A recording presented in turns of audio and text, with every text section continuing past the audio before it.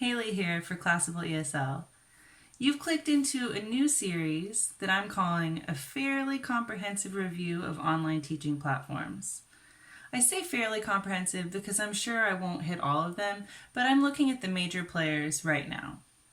So we're sitting here, it's August 2021. We just had what I would call the teach-apocalypse in China following these new Ministry of Education guidelines that are putting a lot of online ESL teachers out of work, or at least those who were in the China sphere. So I've been looking for a different job coming from VIP Kid. So I've been looking into tons of different platforms like Amazing Talker, italki, Preply, Angu, the list goes on and on. So in this series, I will be breaking down what I've learned about each of these platforms and talking about my own experiences with their interview processes for those that I've actually completed applications for. So I hope to give you tons of information and kind of guide you through what I've been experiencing. Maybe it won't be the same experience for you, but I'm just giving you my own insight onto the matter. So today we're going to start with one that I have slightly, I'd say less than positive outlook on. Maybe that's not a great place to start, but that's where we're starting. Amazing Talker. Let's get to it. Amazing Talker is a Taiwan-based platform. They've been advertising shockingly low rates on European social media. I've seen Facebook ads where they're talking about booking a class for as low as €1 or €2. So I had to kind of see what was behind that, how they were managing to offer that kind of a price. I also noticed that they're recruiting teachers actively on Indeed. We'll see. How are their teachers getting by on this low of a rate? I started my application process. I typed in just a little form, filled it out, and got a response basically immediately. I think it was automated, like some kind of bot that reads through and says, oh, you have some teaching qualifications. Oh, boom, let's get this going. So I responded to that message, got back on, or like clicked through to their site and filled out more sort of like about me kind of profile stuff. And then I kind of put it on pause for a second because I have a life, sort of. I had to take care of my kid. And so then I check my email later. I've been bombarded with emails about finishing my profile. I was actually contacted by real people from their French team to goad me into completing my profile and translating it into French. So they're asking a lot of teachers up front that you fill out not only an application, but a profile and then like a teacher wall. So they're kind of looking for like sort of a Facebook experience. I'm not sure why it's called a wall. So I filled all of that out and I translated into French, which not really great for ESL. I would say that you should kind of try and write at a level where your learners can understand what you're saying. You shouldn't be translating everything. Not my method, but okay. So I translated everything and it took me, maybe 36 hours to get all that done because, like I said, I have other things to do. And in this time, I kept getting messages that were like, are you having trouble translating it? Are you having a hard time? And it's kind of patronizing. I'm not into that.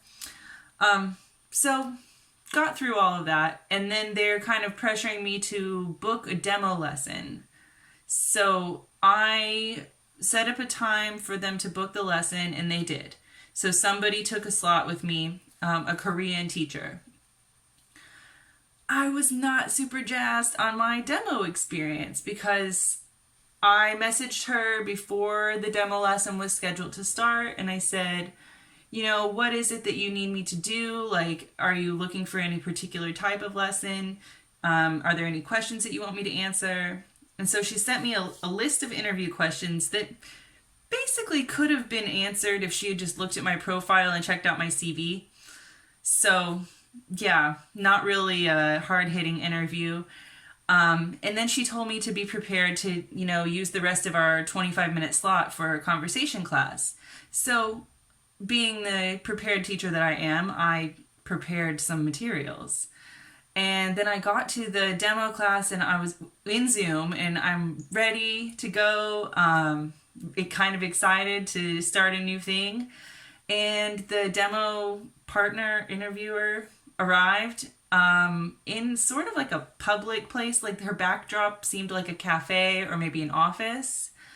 And she had a mask on, which, okay, COVID plus Asia, fine, totally fine that people wear masks, but not great when you're like having a conversation with someone in your second language and it's an interview. Like, I couldn't understand exactly what she was saying at some points, and I think it would have been better if I could see her mouth. We started off, she said, "Can you answer the questions that I emailed you?" She didn't even bother to like ask the question. She wanted me to just look at the list of questions and just say something about each one.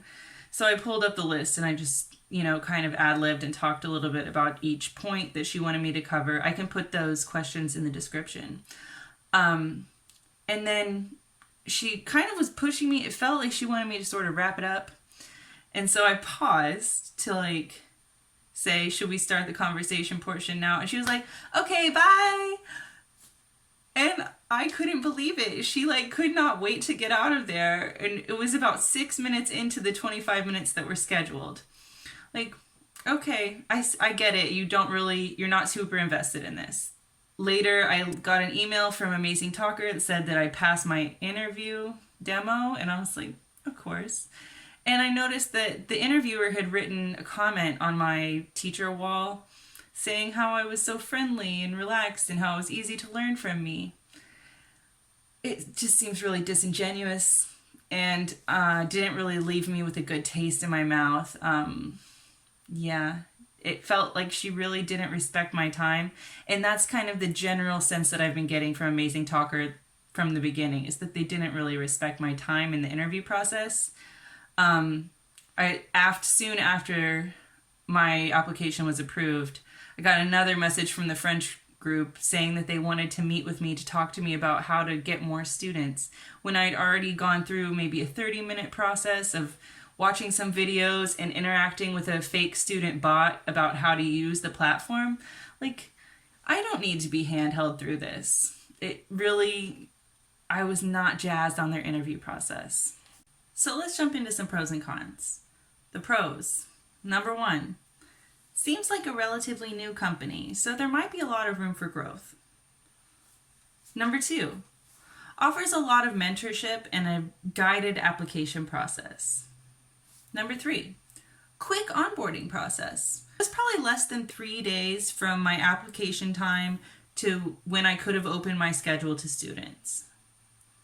Number 4, tutor matching algorithm.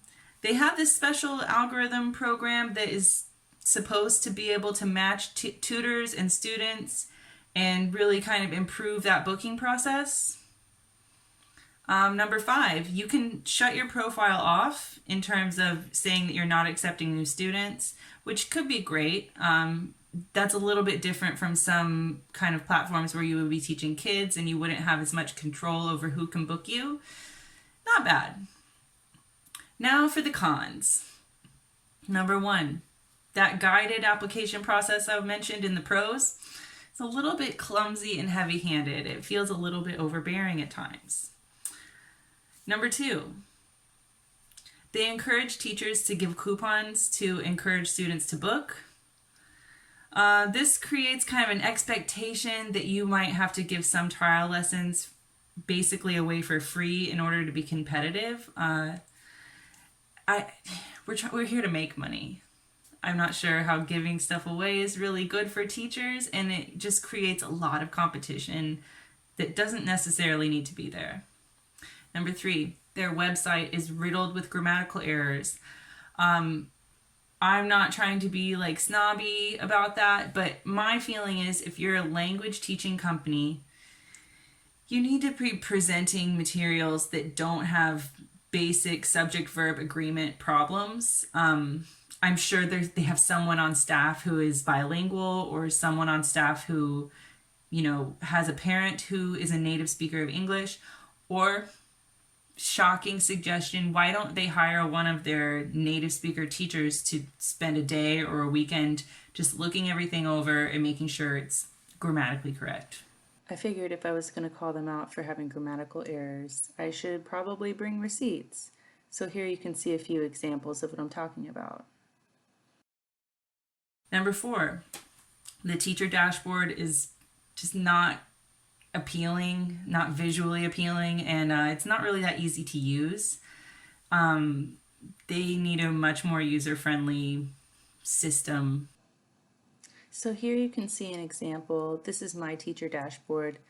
I think they could really do with some tabs or something to prevent this from all being one big block that you have to scroll through. Number 5, the commission rate that they're charging is kind of outrageous. It starts at 30%, and then it says with each additional $100 that a teacher earns, the commission rate will come down 1%. So I'm not a math person, but my understanding is that if you made like $1,500 US dollars per month, then that commission rate would come down to 15%, which would be kind of equal on par with like italki or other platforms.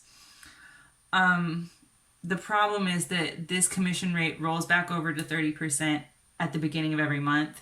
So unless you're working full-time, it's not really advantageous for the teacher. On top of that, they charge 8% financial fees, which is like for like the money transfer whenever you want to get paid. So and then they also charge a student 10%, kind of like a finder's fee for the platform and getting the teachers and such. So really, it seems like they're initially taking about 40% per class, not including the transfer fees. They use Zoom, which Zoom is great, but they're not really providing a platform. They're not paying for maintenance and upkeep on a platform. Their website's not fantastic. So they're clearly not spending a lot on web design. What exactly is this 40% going to? Is this paying for the demo classes where the interviewers aren't really that into it? Is this paying for people to bombard teachers with messages and emails? I feel like they could kind of streamline their application process and then hopefully be able to cut down that commission rate. And then I think they could attract some really high quality teachers. But as it stands right now, my verdict, not impressed, not worth it. Sorry, Amazing Talker. Have you applied for Amazing Talker? Have you been accepted? Did you have a different application process than I did? Did you have a better demo class interview experience than I did? Are you currently teaching for Amazing Talker? If so, drop me a comment down below and let me know if I've gotten it totally wrong. That's just my experience with them. I hope that this isn't their norm. Thanks for watching. Make every class your best class.